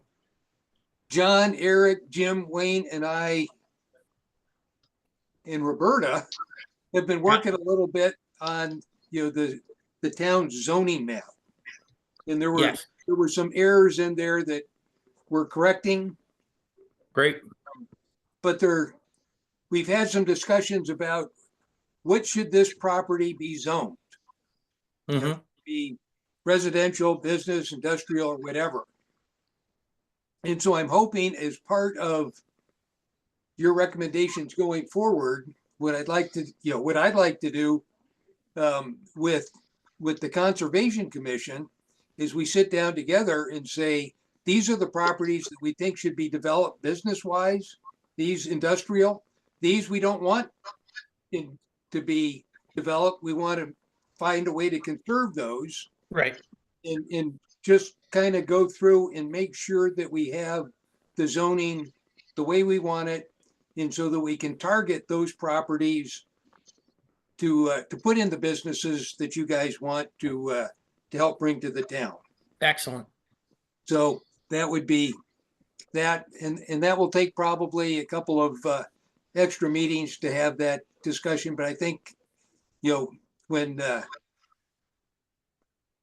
Eric's asking me, what do you think it should be zoned? And I say, well, I think, I'd like to hear from the Conservation Commission in the EDC before we make those decisions. And that will help us get the right answers in there. So sounds great. That'll be hopefully part of it. And that will make our plan hopefully a little bit better. Yeah. And because I did notice that there were some areas that were marked. We had two different ideas for Village Node. There's like conflicting ideas in the last plan of the development part of it. So it's really we're gonna have to really finalize out what we are really envisioning. So, but I did think there was a lot of good stuff in the old one. That, definitely. No room to do, and we just need to tweak it a little bit, make sure we're back on course, heading in the direction we all want to go. So yes. Look forward to that discussion at our next meeting. Great. Anybody else have questions for Patrick while we're on this topic? Okay. We'll move on. The proposed telecommunication tower at 746 East Street. I did not attend the public hearing that was reportedly held. I know there were a couple of people from the Conservation Commission that were going to try. I sent them what I thought was the most latest and greatest date and time and login information, and they told me they weren't able to get in to see it. And I never successfully figured out why it was that I didn't get a copy of the thing last July. It was sent out by their attorney, not registered receipt or anything. He had some kind of proof of delivery to the post office. So he had something from the post office saying, yes, you mailed it, but never heard back, on any evidence that it showed up here. I also reached out, a friend of mine's the chairman of Inland Wetlands over in Hebron, and asked him if he got anything back last July, and he said, nope, December was the first he'd heard of it. So I don't know what the issue is there, but that didn't go exactly right. But I will certainly pay more attention to cell towers in the future, not that we have an awful lot of say in it. And that's all I have on the telecommunications tower, unless there's any questions for me. Okay. Gonna move on down to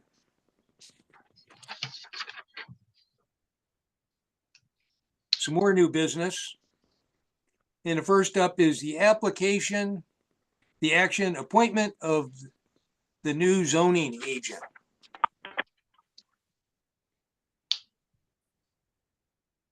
And Leanne was the person I think that mentioned at one of the first meetings, Wayne showed up, that the Planning and Zoning Commission needed to vote on Wayne. And that caught me a little off guard at the time. And I said, well, Wayne's not taking over right off the bat. He's in a learning process for a while. And it gave me a chance to go do my homework. And I found two things. in our bylaws, it says appointments of staff and consultants shall be made by a majority of vote of the entire membership unless otherwise provided for. So that's one of the things we're voting. We're voting to kind of retroactively hire Wayne because he's here. The other thing that when I was talking to Leanne about that, making sure I didn't miss anything, she said, there used to be something about that in the charter. I think we took it out. But I did go back and look in our current charter. And the charter says the zoning enforcement officer, the Board of Selectmen shall by a majority vote of the entire board, appoint by a 4/5 vote of the entire board to enable to remove the zoning officer, providing either action been secured or the advice and consent of the majority of members of the Planning and Zoning Commission in a meeting warned and held for such purpose.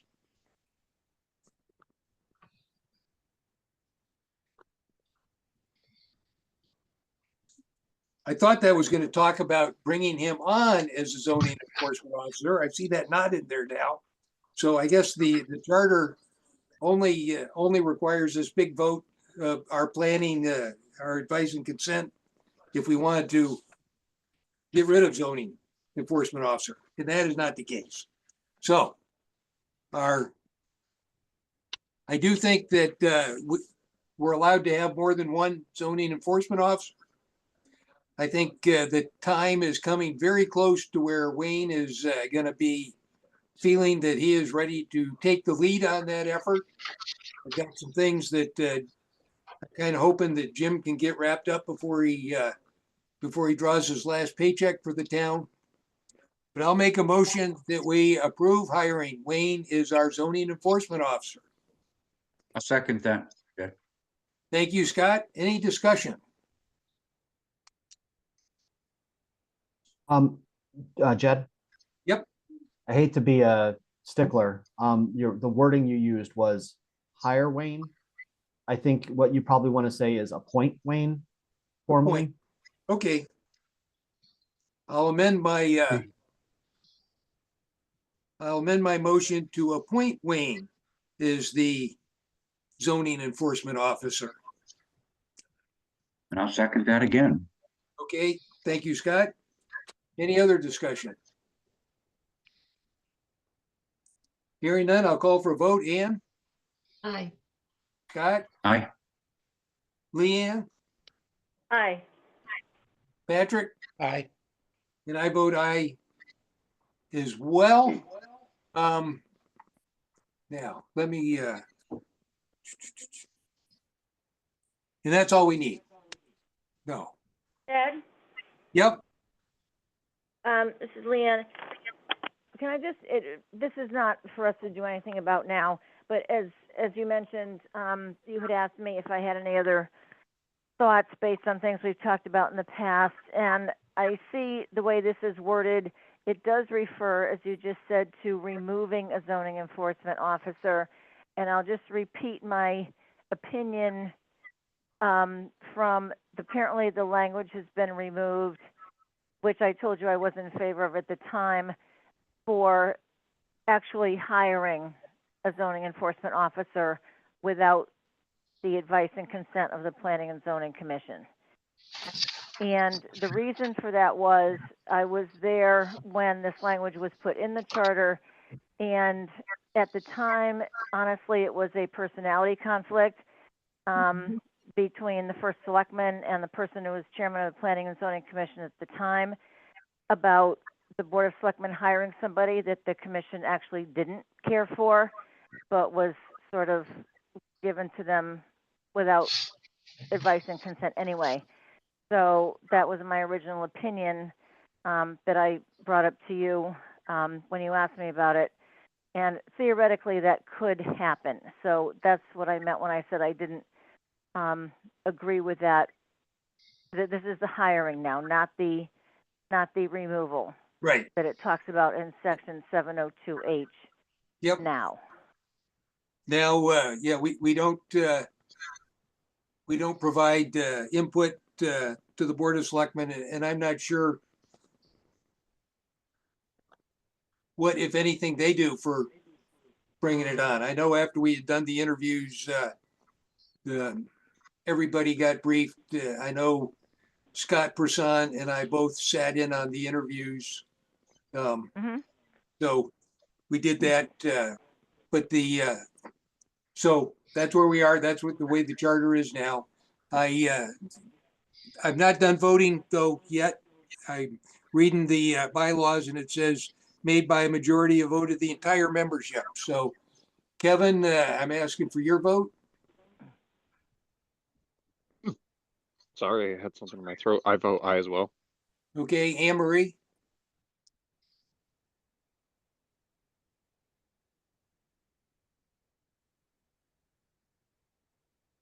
Is Anne Marie still with us? I'm looking, Nope. I don't see her anymore.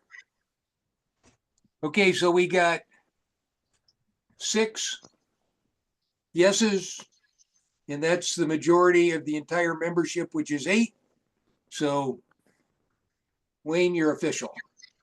All right. Woo. Sorry, Jed. Thank you.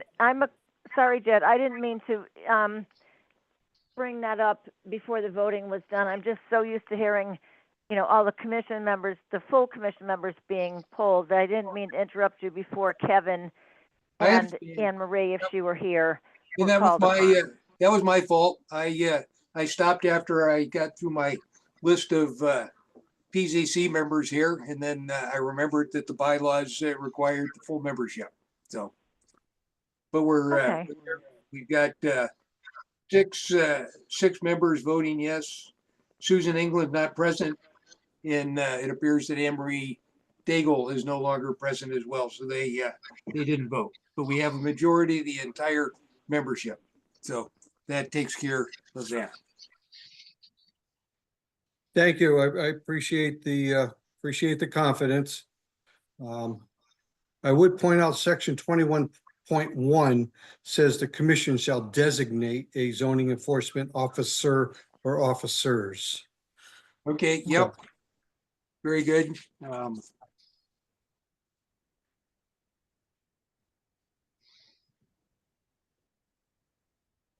Next item up is sexual harassment training for commissioners. And I think I've heard from everybody but Patrick and Ann on thinking they've done something to put the tick in the box for sexual harassment training. Ann, have you done it or submitted something to? I haven't been able to find my certificate, so I guess I'll do it again.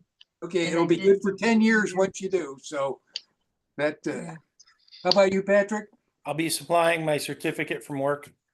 Okay, very good. Yep, and that should be all that it takes. But Except me. Say again, Wayne? That just reminds me, I have to sign up for it too. Okay, yep. I wasn't gonna thump you here tonight. I was just trying to make sure that we got the commission members all taken care of. I can't get at my records for my previous employment, so. Moving on, next up is correspondence. And I think I sent out to everybody an email on a work, live, ride brief.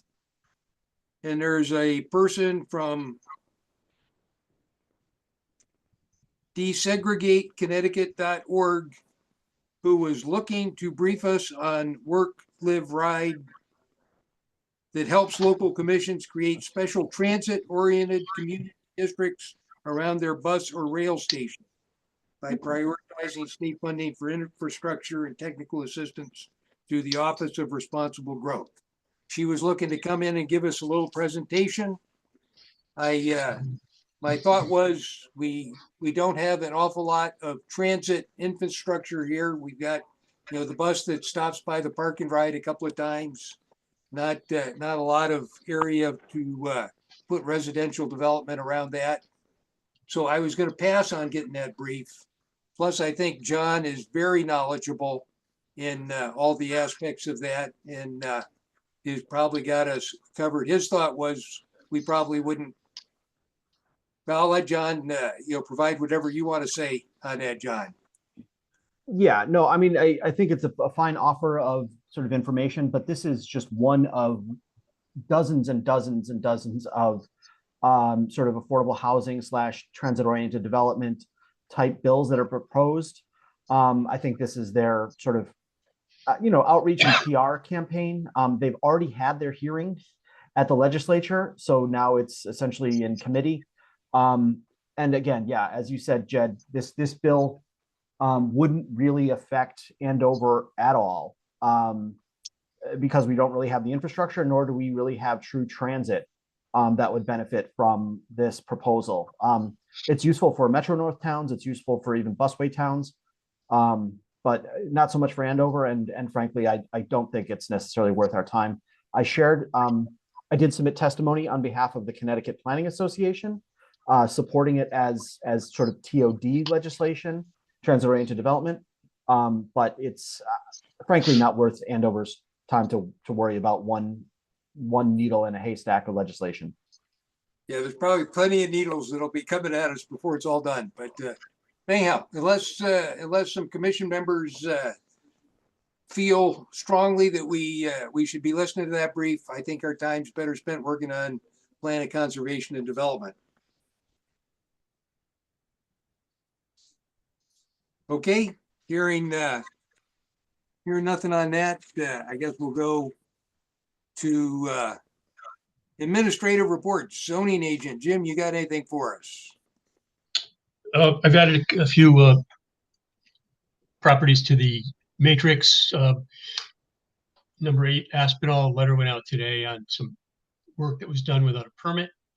I am also trying to clean up a few loose ends involving a property at Bear Swamp that sort of is being lived in without a benefit of a certificate of occupancy. And I will be getting a letter out to them shortly. And I finally was able to speak to Dennis O'Brien regarding initiating the finding mechanism, or utilizing the finding mechanism for zoning enforcement for both Dollar Tree and Benjamin Franklin. And I hope to get those letters out shortly, next few days. And that's about it. Okay. But I'd be happy to answer any questions. Yep. Anybody got any questions for Jim?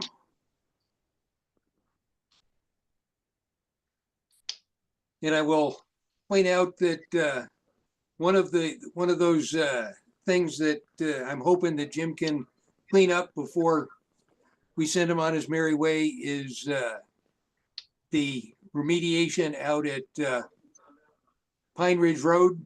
And Jim and I talked about maybe going out there, taking another look at it. My thought is I don't want any more action taken until we have a plan that Serenity is good with, because it would involve George going onto Serenity's property to execute the plan. George sometimes goes out and does action and what he thinks is the right answer. We have asked him for a written plan. I expect to get a written plan. Jim and I talked about the fact that we ought to wait till the snow is off the ground before we go out there and look. And given that the snow is all very icy, I think that's really a good idea at this point. So hopefully the snow will be gone before June so we can send Jim on his merry way. Jed? Yep. It's Wayne. Just to add, in our efforts to clean up that map, I talked with the assessor, and we identified 21 properties that are incorrectly zoned on the property cards, and gave a list of those properties to her to change as far as how they're listed on the property cards. Okay. Were any of them the ones that we were wrestling with? What should it be zoned? These are ones that we identified as being incorrectly zoned. nothing, nothing we were wrestling with. No. Okay, yep. No, I just hope that we don't change it, go through the pleasure of having a public hearing and change it and then change it back after No, we to the group. the best of my knowledge and in my research, these are properties that should be zoned one way and are incorrectly listed on their property cards. Okay, very good. Thank you, Wayne. Any other comments for Jim or Wayne? Okay, the next up is Inland Wetlands Watercourse Commission. Our meeting this month was canceled. We had nothing to discuss there. And so I've got nothing to report. Next up is Town Planner, John. I think we've covered most of what we were up to. I would just like to note or reiterate that we did have very productive meetings with economic development last week, and hopefully will help collaborate on their PowerPoint for next time, as well as a very productive meeting with conservation. And I would hope that we will have a draft conservation chapter for the POCD review available before the next PZC meeting. Excellent. Which probably should have asked it. We don't have our miscellaneous topic here, but here goes. Reading my source for all information on town planning stuff, the River East. I saw last Friday that the proposed budget had the open space funding cut from $50,000 to $25,000. And I do see that it looks like the budget might be going up. Scott or Ann have anything to share that led to that? Is it worth going back with the Conservation Commission to try and make a pitch to get that in, or is the budget just so big an increase this year that it's not the right thing to do? Well, our side of the budget is not that big of an increase, but it's that $50,000 is an easy one to go after. Yep. I suggested they do it 50 one year and 25 the next, alternate instead of doing 50 every year or 25 every year. Okay. Or maybe we'll do that. And I feel, there's certainly going to be a time where it's not the right thing to do to put money in open space funding. I want to kind of delay that day as long as we can so we can build that fund up so that when we absolutely can't, we're in as good a shape as we can be. But I do understand the fiscal realities that it looked like the school budget was going to go up a bit this year, and it looked like they had some pretty valid reasons for doing that. And the grand list is way down also this year. Any sense as to why that was? Is it some of the rules that the state put on cars, how they tax them, and veterans are getting tax reductions on their homes and properties. Okay. Gee whiz, I was reading in the paper how we're going to get all this extra money from the state this year. So hopefully that comes to pass. It's less money. Oh, yeah. Okay, enough on that. Ann, you have anything you want to add before we go on to the next topic? No. Not really. It's just, Okay. I think that looking at the school budget is going to have to go up because of the increase in the students. So they felt there was something that they could cut out. Nope, that was my take on that from reading the River East. Mm-hmm. Okay, anybody else have any topic before we talk about the next meeting? Yesterday in the Hartford Courant, there was an article about at the state level, they're putting more focus on climate change when it comes to drafting plans of conservation and development. Okay, I think that's good. And I think, we did have a a section, we haven't developed it yet, but when on those we envision statements, we did recognize the need to address climate change, and so I think we're consistent with that trend. Good. Hopefully, we're leading that trend. Apparently, anyway, yes. Yep. Chad, I have one real quick thing I'd like to interject, and I think it is pertinent to the Planning and Zoning Commission, because some of the regulations in terms of stormwater management and other things that fall under your purview. And that is, I attended the annual meeting of Karma, which is our insurance company. And they brought in for one of the sessions a climate scientist who specializes in predicting essentially storm events. And they showed the country as a whole and talked about what was changing in what parts of the country. And the big takeaway is in the northeastern United States, the extreme precipitation events, God bless you. excuse me, are increasing pretty significantly.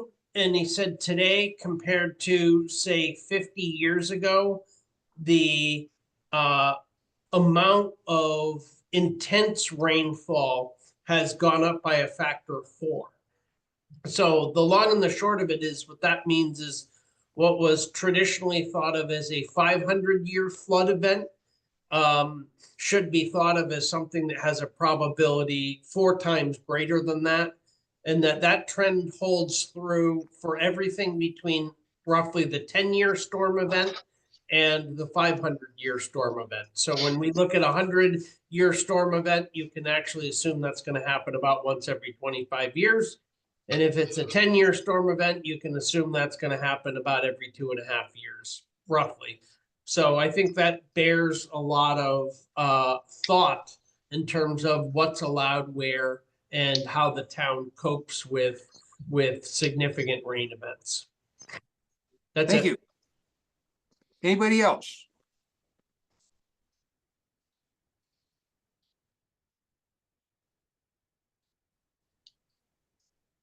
I can't remember if we did public speak or not for the end. I know we did at the start. Catherine, you have any comments at this point? No, I don't. Thanks for asking.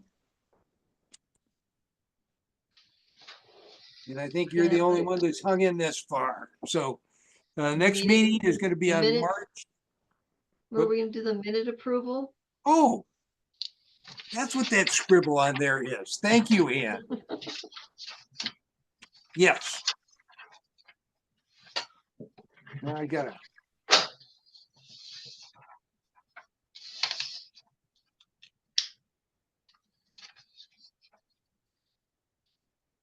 So I will make a motion to approve the minutes from the regular Planning and Zoning Committee and public hearing on Tuesday, January 21st, 2025. I'll second that. Thank you, Ann. Any comments on the minutes? Jed, I have one. Go Page ahead. 4 out of 5. Second paragraph after the bullets. 2 members expressed interest in joining the Conservation Commission, one of which is part of Almond. I believe we just read should be whom. I don't know why that warrants changing, but I just called. So Called members. called my attention. So what? Okay, so what is your comment about the way that it's worded? Now that I found it, It's one of whom, as opposed to one of which. Yeah. Oh, I'm just trying to. I didn't know you were an English major there, Jim. Yes, grammar's important. Okay, there's one correction. Now, anybody else have a comment or correction? And I've got one under paragraph 6 on that same page where we motion to not go into executive session. We're required to list how people voted. And as I recall correctly, Leanne and I voted to go to executive session. Ann and Patrick voted not to go to executive session. And I put down Scott abstained because he said maybe. And we need to have those results put into the minutes so people know how we're voting. And any other comments? So I amend my motion to approve the minutes as amended by changing which to whom and adding how we voted to paragraph 6 on entering executive session. Looking for your second again, Ann? Second. Any other discussion? Hearing none, I'll call for vote. Ann?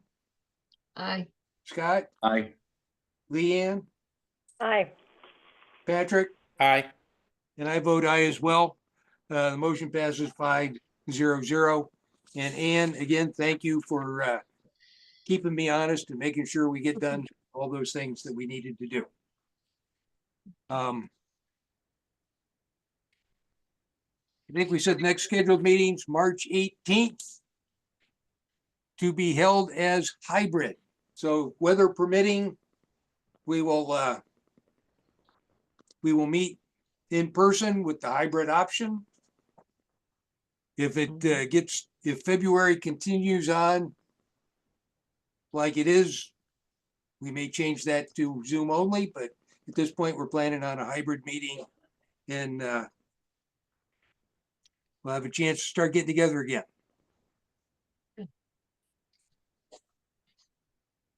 So thank you all for attending and participation tonight.